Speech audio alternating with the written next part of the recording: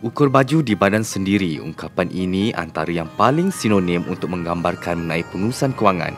Pada usia muda antara 20 hingga 30 tahun, pastinya gaya hidup terbaik diidamkan setiap individu, memandangkan ketika itu kebanyakannya sudah menamatkan pelajaran di universiti dan mula melangkah ke alam pekerjaan. Mendapat pembiayaan daripada pihak bank dengan mudah sememangnya memberikan satu kelebihan kepada golongan ini untuk mengejar apa yang ingin mereka idamkan. Namun, ini antara reaksi yang sempat kami rakamkan. Biasalah bila dah masuk kerja, rasa ada duit. So, bila masa ada duit tu rasa macam boleh commit nak bayar bulan, nak buat loan tu boleh. So, saya pun dah terjebak dengan personal loan. Saya buatlah loan, macam nak beli kereta. Saya pun nak kahwin, macam tu kan. So, bila bulanan tu, bila dah buat loan, belanja, tak fikir and then saya tak tahu macam mana nak control. Saya rasa beban tu dah start kacau saya punya hidup lah. Saya rasa sempit, so saya tak ada freedom. Cabaran itulah untuk menyimpan duit untuk kita nak beli aset untuk masa depan. So I think macam benda tu dengan ekonomi sekarang rasa memang susah lah untuk saving dengan commitment family lagi, untuk tanggung adik-adik. So I think. Jadi apa pandangan you dengan adanya ada AKPK ni?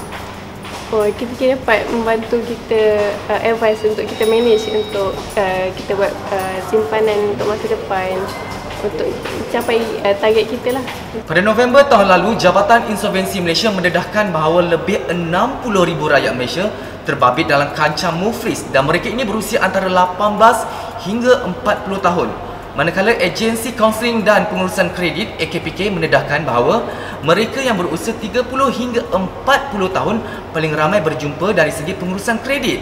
Persoalannya, adakah mereka yang sudah dibebani hutang menjelang umur 30 tahun baru celik mengenali pengurusan ataupun pendidikan kewangan?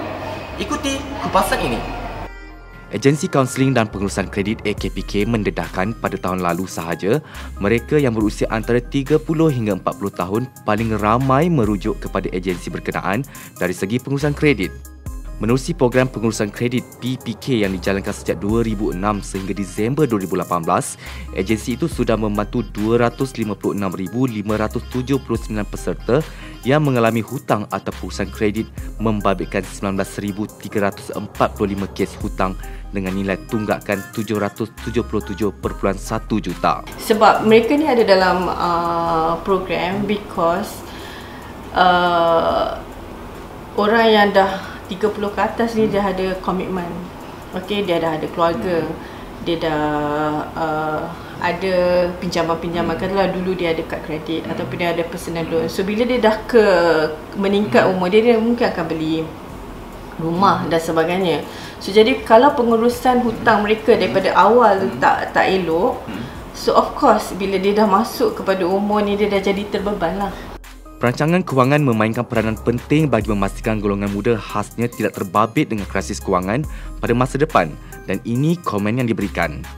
Kalau kita tengokkan mereka yang datang kepada AKPK untuk program pengurusan kewangan, faktor pertama mengapa mereka ada dalam program kita ialah kerana perancangan kewangan yang lemah lah, lebih kurang 40% di situ. Dan another 28% mengatakan mereka masuk program kita sebab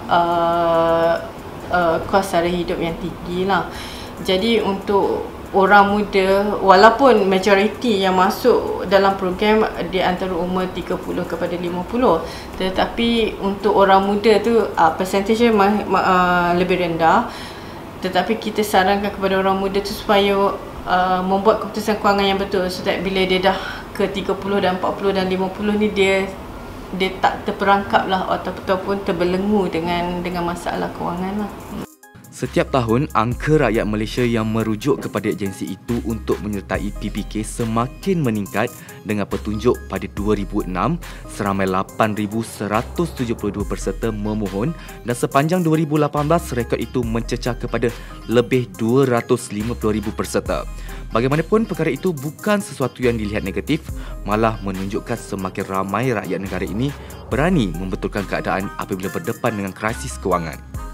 Dari pandangan AKPK, ini semua kepada mereka tu dah sedar bahawa mereka perlu membuat sesuatu. Macam katalah, saya ada masalah, daripada bank duduk kejar saya, bank duduk call ataupun debt collector dah panggil dan sebagainya, dapat surat saman dan sebagainya, saya mengambil tindakan untuk datang kepada AKPK untuk menstrukturkan balik pinjaman-pinjaman saya. Sebab kalaulah kita tak buat apa-apa, bank akan ambil tindakan undang-undang dan sebagainya ke arah kebangkrapan. So saya sebagai seorang peminjam, I am being proaktif. Tu yang saya cakap proaktif tadi tu. Sebelum benda tu lagi teruk, might as well kita struktur dengan AKPK.